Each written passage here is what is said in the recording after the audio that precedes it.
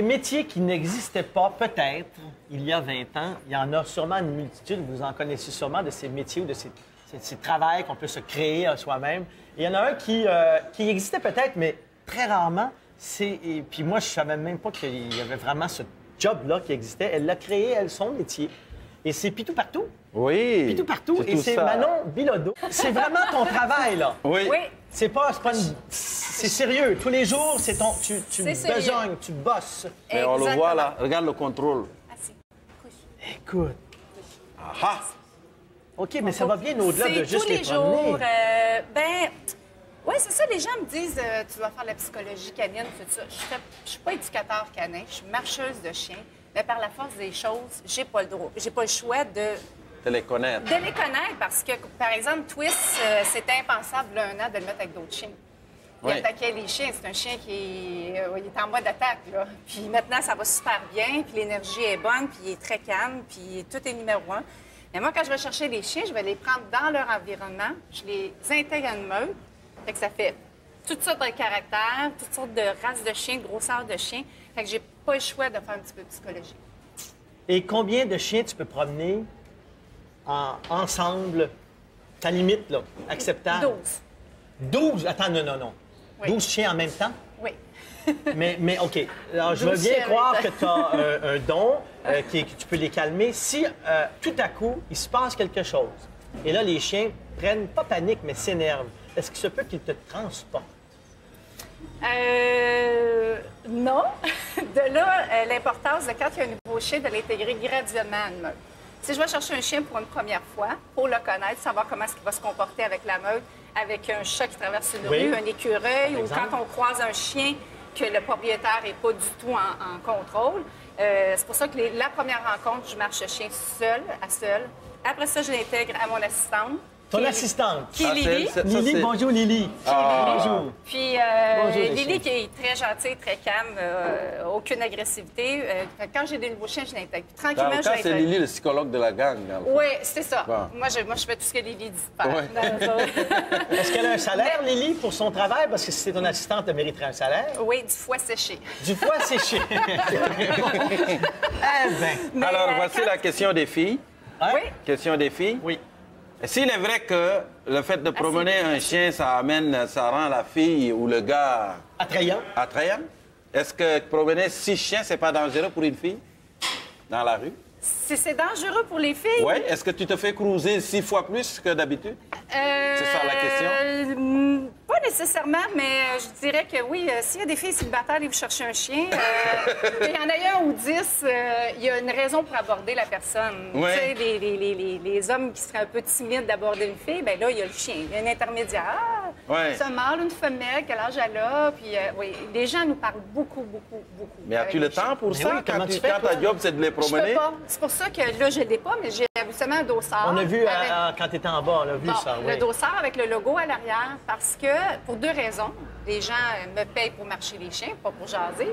Puis deuxièmement, quand j'ai 400-500 livres de chiens au bout des bras, je peux pas me permettre de perdre la concentration de la meute. Il faut vraiment que j'ai à l'œil les chiens. Puis comme je vous disais tantôt, quand j'intègre un chien graduellement, je connais quand même son tempérament. Fait qu'il faut que je sois alerte de voir justement ce qu'on va croiser sur la rue. Je peux pas parler avec les gens. Puis là, tu parles de tes liens avec les chiens, mais avec les maîtres ou les maîtresses des chiens. Comment ça se passe? Ça se complique. Comment ça? Bien, parce que les maîtres ont... Écoutez, c'est normal, on les aime, nos animaux. C'est comme nos bébés. Mais les gens, justement, ils les prennent trop pour des bébés, puis ils humanisent beaucoup trop les chiens. Puis ça se transpose dans le tempérament du chien. Quelqu'un qui va être, par exemple, peureux, anxieux, c'est quasi systématique, le chien va l'être aussi. C'est vrai? Oui, des fois, je vais croiser quelqu'un qui a un petit chien, puis il me voit arriver avec des gros chiens, puis ils prennent tout ça de petits chiens dans leurs bras. Oh, elle aime pas les gros chiens, elle aime pas les gros chiens. Ouais, mais le chien aurait été là. Donc, c'est les problèmes à C'est elle. la personne, souvent, qui va avoir peur des gros chiens, là, tu sais. Fait que des fois, c'est un petit peu plus touché. Mais tu dois entrer quand même dans les familles, parce que quand le chien fait partie de la famille. Ça fait que quand le chien devient ton ami intime, automatiquement, il doit se créer des liens avec la famille, j'imagine. Ah oui, définitivement. Je suis... comme là, parce qu'il y a des gens qui m'engagent pour marcher les chiens. Il y en a d'autres, c'est parce qu'ils se procurent un chiot, puis ils veulent le sociabiliser tranquillement, l'habituer à la marche en laisse. Puis la semaine passée encore, j'avais une nouvelle cliente, puis c'était écrit sur à côté de la cage, c'était écrit « La nouvelle amie de Maya », puis il y avait des petites gâteries pour que je donne aux chiens. Tu sais, je fais partie de la famille, moi aussi. Puis je rentre dans l'intimité des gens. Là. Moi, je vais chercher les... Là, j'ai pas mes clés, mais habituellement, j'ai un gros trousseau de clés, puis je fais ma tournée. Oui. Je fais comme secteur par secteur, puis là, j'ai comme peut-être une dizaine de chiens ramassés à un endroit. Je fais ma tournée dans ce secteur-là. Je fais 45 minutes de marche rapide, et puis je redépose les chiens chez eux. Puis ça fait que les gens m'engagent maintenant, pas juste pour les chiens. S'ils partent en vacances, bon, ben là, maintenant que j'ai des codes de système d'alarme, des clés, puis que la confiance est établie, mais là, les gens me demandent de ramasser le courrier, nourrir l'oiseau, changer la litière du chat. Je fais d'autres choses. Parce que maintenant, le monde part tout en vacances. Avant, c'est ça. Puis, après, un pic, c'est quand le pic, là? Le moment où on te demande le plus. Je pensais que ça aurait été durant les vacances l'été, mais la plupart des gens qui amassaient leurs chiens pour les faire marcher, ils les amassaient pour les intégrer pour leurs vacances, puis ils choisissent des endroits qui peuvent emmener leurs chiens. Dans le temps des fêtes, j'en ai quand même pas mal, parce que les gens vont manger chez des amis, ils veulent pas emmener leur chien. Fait qu'ils partent pour la journée, ou ils viennent tard. C'est moi qui sors le chien, une à deux fois par jour. As-tu trouvé la job de tes rêves maintenant? Parce que tu en as fait des jobs avant. Vas-y donc, dis-le. On va voir si c'est vrai, là. Oui. OK, vas-y, on va voir si tu peux toutes les énumérer toi-même. Oui. OK. Qu'est-ce qu'il y a eu comme travail? Ah, c'est moi qui ai Oui, vas-y. Vas-y, on a la liste ici. On a combien de temps à faire l'émission?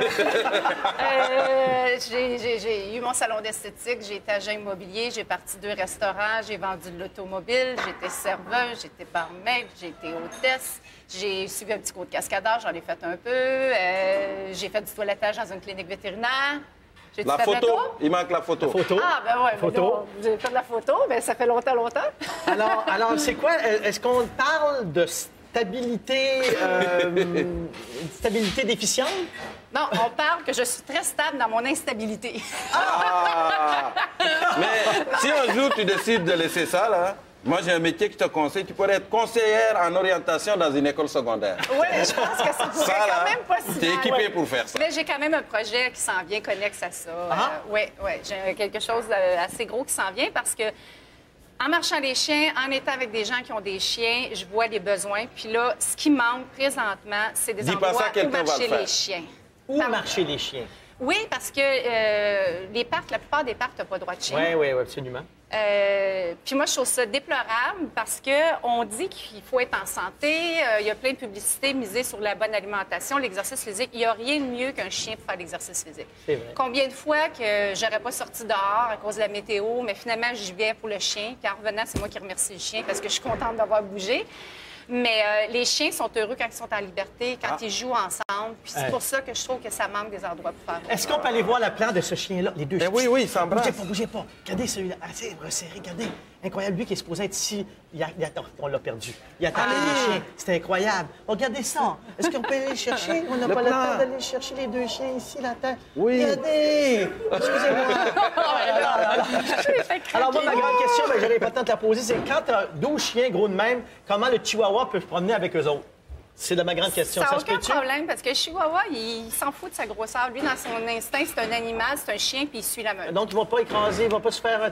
Non, du tout. Okay. C'est même surprenant, c'est souvent eux autres qui sont plus dominants, même avec des gros de 100 livres. Ouais. Merci beaucoup. Merci, puis c'est fascinant parce que je vois qu'il y a des gens, plein de gens qui ont besoin de ce service. Elle est heureuse, on voit ça dans ses yeux. J'adore ça. Alors, après la pause, on continue de cuisiner, on jase, on va se promener au marché et halte là, les Canadiens sont là.